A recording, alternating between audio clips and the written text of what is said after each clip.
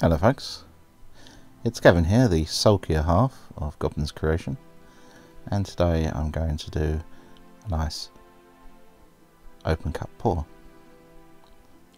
The black I'm using here is the Art Discount Black Acrylic, and this is going to be my base coat today, making sure it gets all the way around the cup, make a good seal so that the paint from the cup will go under it rather than against it or onto it. Now I'm going to be using a blue, silver and white mix today. The silver is Boldmere silver acrylic paint. I think the only place I've ever seen that is the work, so it may be their own brand. The blue, this dark blue, is the Rowney System free ultramarine blue.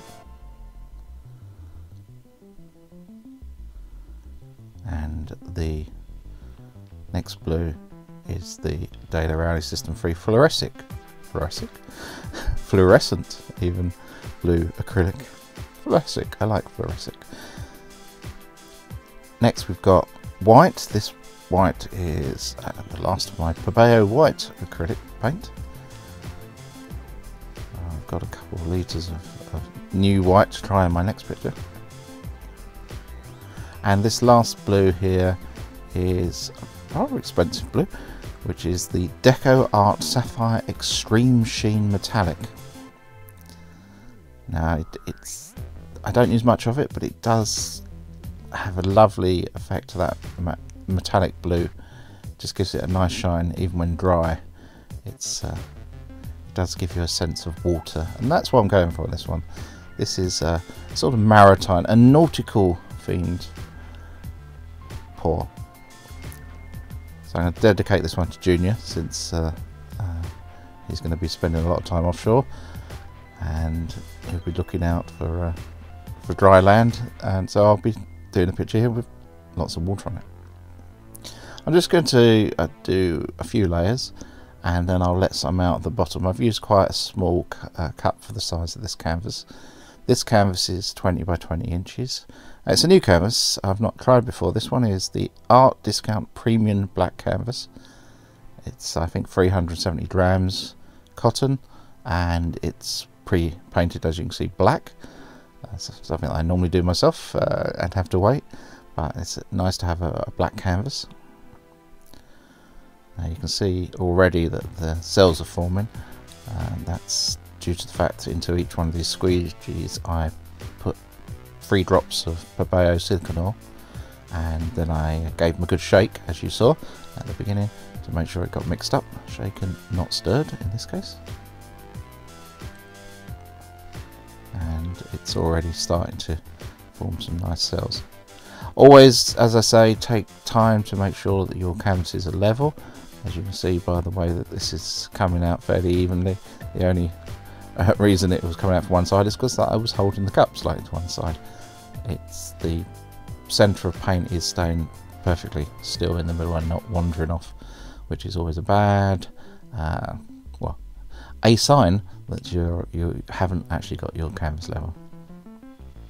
Now I put a little bit of black in at the bottom because I found that putting a bit of base colour in tends to break it up and means that you don't end up with a ring of something that doesn't fit into the rest of the paint, where it's all been forced under the base coat. By putting a bit of base coat in, it does break it up. Now I'm just going to take away the squeeze out of my box, which is preserving my table, and here we go. Just get rid of the last one. So I'm going to pop little caps on those to make sure that it keeps the paint fresh for next time. Now normally at this point I would torch it to get rid of any bubbles and to start cells developing, but I can't see any bubbles, which is fantastic. So I'm just going to go straight in to moving this paint around. But first of all, I'm going to add some more of the base coat so that it's got something to travel on. Now if your canvas is rectangular, square, in fact anything other than circular, these sort of ring pours you really do need to put a little bit in each corner so that you've got something to carry your paint, the paint that you've actually put into your image, across the canvas on. So I'm going to start just by stretching this across towards each of the four corners, and as I do that, make sure that if there's some particular part of the painting that really sort of calls out to me, that I try and get that centered, and that may mean that you have to lose some of your paint. So always put more paint on the canvas than you would expect to use for a canvas, because unlike traditional painting with pouring, you may find that the piece you wish to preserve is actually only half of the paint, and you have to tip the other half off. So not being able to stretch something is a lot worse than, you know, just putting a little bit too much paint on there and having to tip it off. On this one, it's a little too white for me, so I'm going to try and pull and stretch the black center and the black at the side so that it covers a bit more of the canvas. Now, there's one thing I nearly forgot to say. The Art Discount Premium Black canvas I'm using here has rounded edges. Now, if you've ever been doing a pour and been running a little low in paint and tried to sort of coerce the paint over a sharp edge of a square edged canvas, you will feel the pain that I've felt many times. Having something where the paint will flow off very easily, if you're trying to keep something on the top of the canvas, is not as useful. But if you're trying to get the paint to go over smoothly and make a nice clean side image, if you're not going to have it framed, then obviously having a rounded canvas does lend itself to making it much smoother and easier. As you can see here, I think for the first time ever, I've got 4 good sides straight off the bat, which is quite impressive. Not sure how it's going to be for varnishing or resin, but I will feed back in future and let you know how that gets on. So this is the last corner. As you can see, I've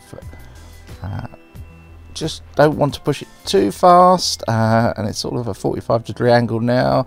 Just need to get it to run over the corner, and I've just unfortunately tapped the corner. There we go. Let's just put a bit of paint on just to make sure that it's all finished properly. So yes, my first canvas with a curved edge. So it did make the pouring over the edge very nice and smooth. Let's see how it makes the finishing of the canvas.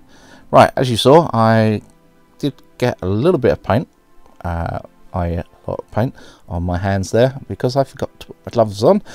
So I have now run off and washing my hands. Along the way back, I will grab my blowtorch and we shall flame this and see if we can get some little cells in the cells. Now, if you look at the top of the canvas here on the video, so that's my right of the canvas, you can see quite beautiful, very white, clean water with spume, and if you look down at the bottom, so my left, you can see the dark, oily waters, which is why I felt this was the Troubled Waters would be a good title for both the piece and for the video. I just flamed it, and what you can't see, but I can see, is that lots of very little cells will come up, and I'll show you some pictures, some details at the end. Thank you.